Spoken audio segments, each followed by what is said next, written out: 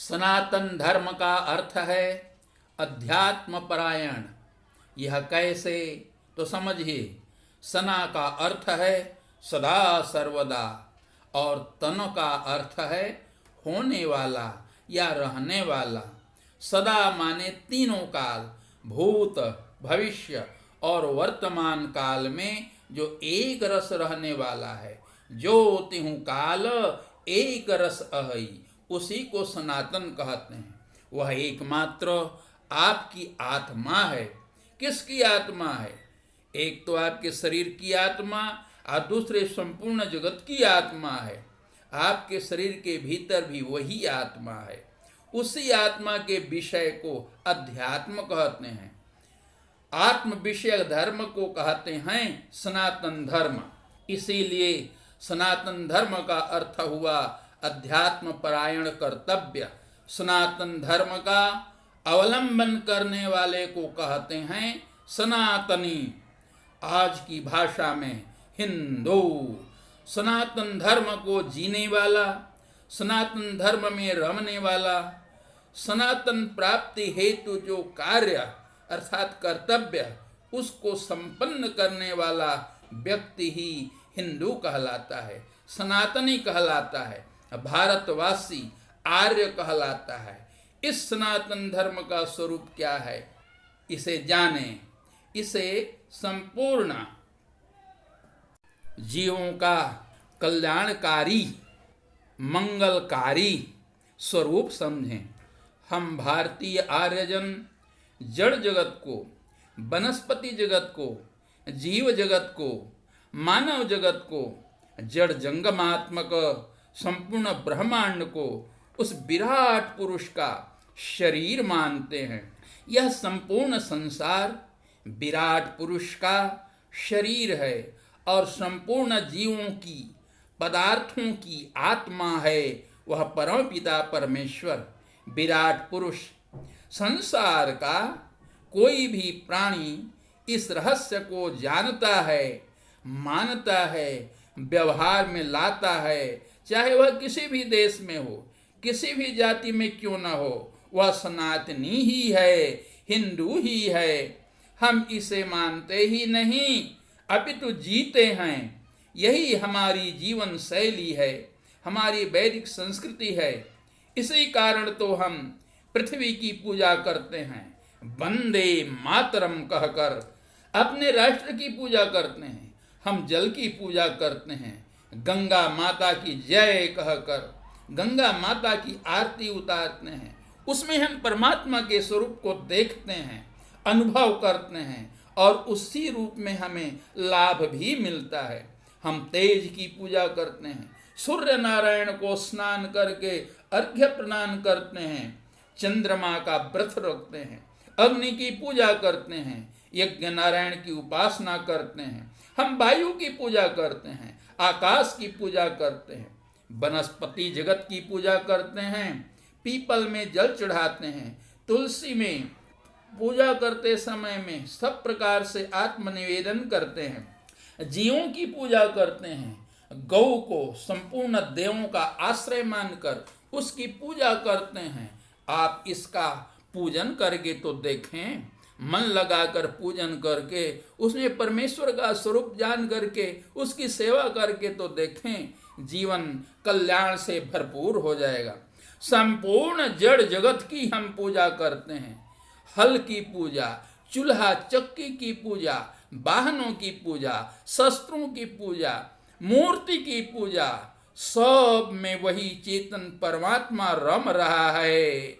उसी को तो हम राम कहकर अभिवंदन करते हैं, उनका पूजन करते हैं। भारतीय संस्कृति की, हिंदू संस्कृति की समस्त विश्व को यह महती देन है। इस संस्कृति ने जाना, उसके अनुसार जिया, सुख शांति को प्राप्त किया। वह यही कि हम समस्त संसार में परमपिता परमेश्वर को देखते हैं, अनुभव करते हैं और जिसकी जैसी योग्यता है उसके अनुरूप परमात्मा की उपासना करता है। धीरे धीरे निर्गुण ब्रह्म का हम अपने ही आत्मा के भीतर साक्षात कर लेते हैं, क्योंकि सबके शरीर के भीतर में वही परमपिता परमेश्वर है। तो हे सज्जनों, आज से आप लोग प्रण लीजिए कि हम किसी से भेदभाव नहीं रखेंगे, अपने हिंदू भाइयों को गले से लगाएंगे, और जो इस विचार के योग्य व्यक्ति हैं उनसे भी हम गले मिलेंगे। अभी हमने कहा था, संसार के किसी भी देश में, किसी भी जाति में, कहीं भी यदि ऐसा व्यक्ति हो जो संपूर्ण संसार में परमेश्वर को निहारता हो, देखता हो, अनुभव करता हो, वही सनातन धर्म को मानने वाला है। सनातन का अर्थ ही है परमपिता परमेश्वर। सर्वत्र संसार में भगवान को देखने का अभ्यास कीजिए। इसी के लिए तो साधना हम करते हैं। सर्वम खलविदम ब्रह्म की उपासना करके महापुरुष अभय हो जाते हैं, निर्भय हो जाते हैं। जिसने संपूर्ण जगत में राम को देखा तो वह किसी से कैसे विरोध करेगा, बैर करेगा, किसी से कैसे नफरत करेगा, घृणा करेगा? नहीं कर सकता। यदि आप करते हैं, किसी से घृणा करते हैं, किसी को अछूत समझकर दूर दूर करते हैं, तो आप समझ लीजिए परमात्मा से ही घृणा करते हैं।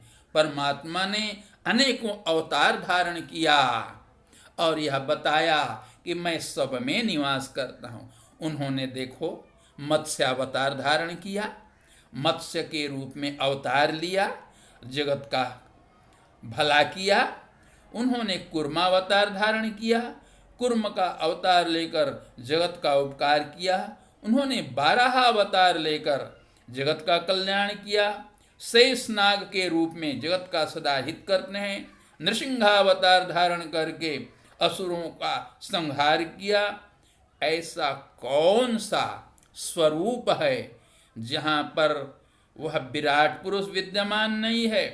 भगवती आद्या शक्ति कहती हैं कि जिस पट को खोलो, जिस मंदिर को देखो, वहाँ मुझे ही पाओगे। जिस घट को निहारो, घट माने शरीर, उस शरीर के भीतर में मैं ही तो ज्योति प्रदान कर रही हूँ। यही जान करके संपूर्ण संसार के जीवों की हम पूजा करते हैं। अश्वत्थ की पूजा, बट की पूजा, तुलसी की पूजा, केले के खंभे की पूजा। दीपावली के दिनों में सभी किसान अपने अपने गाय बैल पशुओं की पूजा करते ही हैं, चूल्हा चक्की की पूजा करते ही हैं। हम जीते हैं, हम अनुभव करते हैं, हम इसी में रमते हैं। तो सज्जनों, इसे ठीक ठीक समझ करके, जान करके सब आपस में एक होकर रहिए, मिल कर रहिए। किसी से भेदभाव मत करिए। यदि भेदभाव रखेंगे तो आपकी ही हानि है। आपका सुख छीन जाएगा, आपके परिवार का आनंद मिट जाएगा, आपके बाल बच्चों का सुख उड़ जाएगा। यदि आप मिलजुल करके नहीं रहे, सनातन धर्मावलंबी संगठित होकर नहीं रहे, तो आपकी संस्कृति नष्ट हो जाएगी। आपके बहू की, आपके बेटी की मांग की सेंदूर टिकुली उजड़ जाएगी। आपके नन्हे मुन्ने बच्चे इस संस्कृति से दूर हो जाएंगे, उनका विनाश हो जाएगा। आपके पुरखों का, आपके पूर्वजों का, आपके पितरों का यह वंश, यह परंपरा नष्ट हो जाएगी। जागिए, जागिए, जागिए, मिलजुल कर रहिए, अपनी संस्कृति की रक्षा करिए। यही एक संस्कृति है, यही एक धर्म है। और धर्म है कहाँ? धर्म जो कहा, धर्म का स्वरूप सनातन ही है, पर ब्रह्म ही है।